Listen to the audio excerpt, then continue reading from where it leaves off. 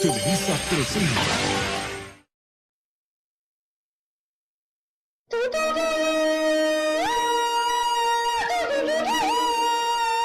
Chan, chan.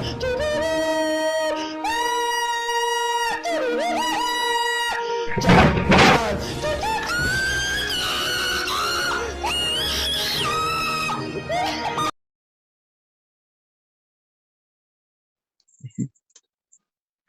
Las leyes de Newton, también conocidas como leyes del movimiento de Newton, son tres principios a partir de los cuales se explican una gran parte de los problemas planteados en la mecánica clásica, en particular aquellos relativos al movimiento de los cuerpos que revolucionaron los conceptos básicos de la física y el movimiento de los cuerpos en el universo.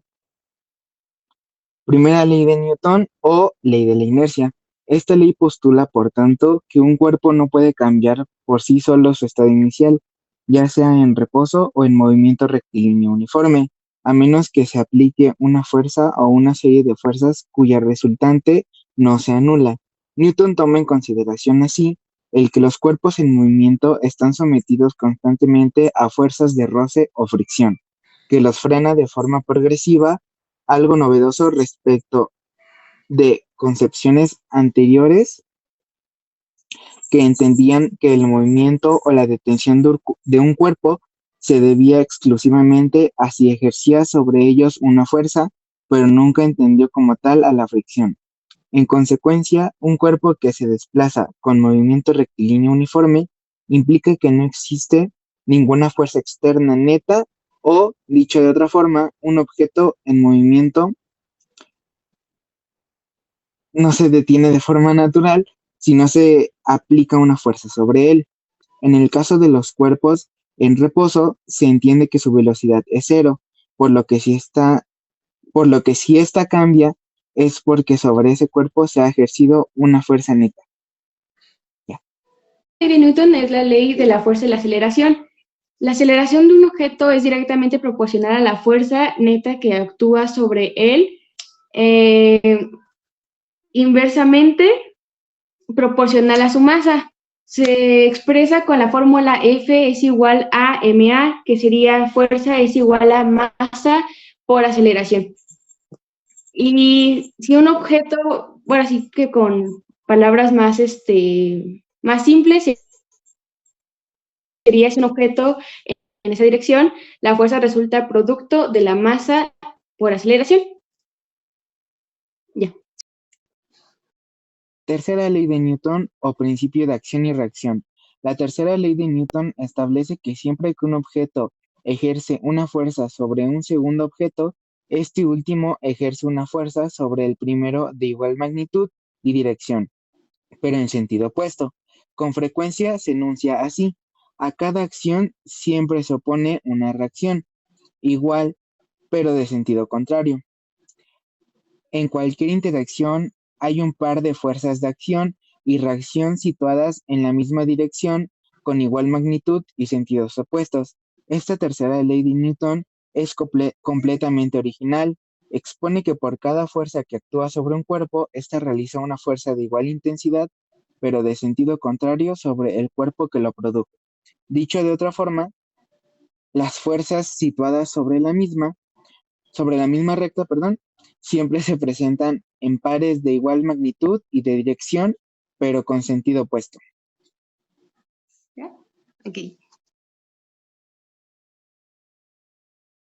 Las leyes de Kepler describen el movimiento de los planetas alrededor del Sol, y esto es importante para la astronomía. Johannes Kepler fue el que las formuló en el siglo XVII. A continuación se explican las tres leyes de Kepler junto con algunos ejemplos para hacerlas más comprensibles.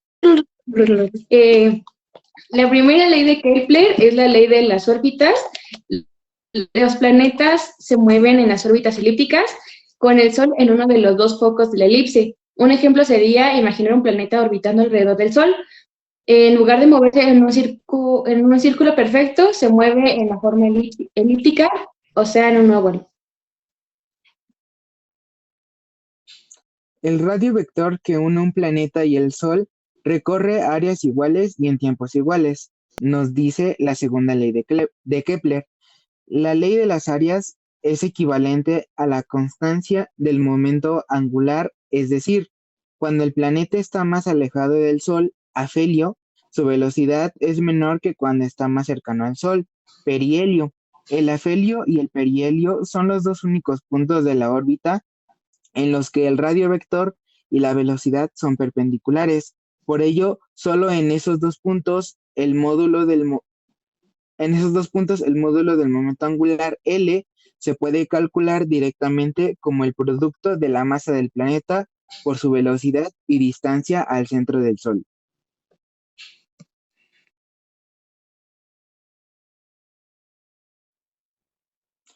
Movimiento circular.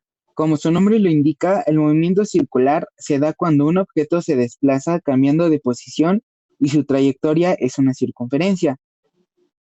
Las características de este son velocidad angular constante en radianes por segundo, periodo que se señala con la letra T es el tiempo para completar una vuelta, frecuencia que se señala con la letra F son las vueltas por segundo y la aceleración centrípeta es la que va dirigida hacia el centro.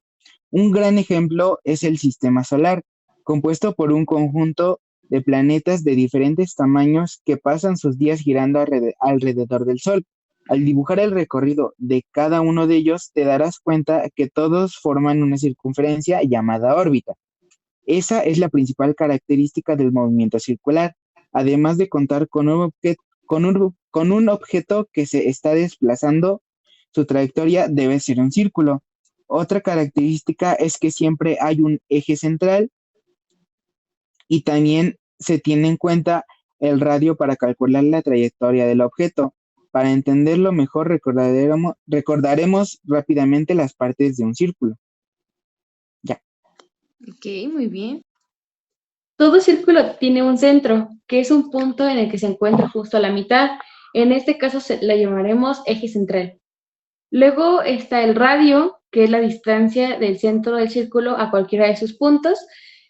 Este siempre debe ser tiene que tener el mismo valor. Y por último, el diámetro, que es la distancia que hay entre los dos puntos ubicados en el borde del círculo en sus extremos opuestos. El diámetro siempre pasa por el centro y su valor es el doble del radio. Siempre que analices el movimiento circular, es importante que identifiques cuál es el eje central. En el caso del sistema solar es el Sol. En cuanto al radio, su valor siempre será el mismo. Por ejemplo, si la distancia entre el Sol y la Tierra es aproximadamente de 150 millones de kilómetros, esto quiere decir que mientras nuestro planeta da una vuelta entera alrededor del Sol, mantiene la misma distancia.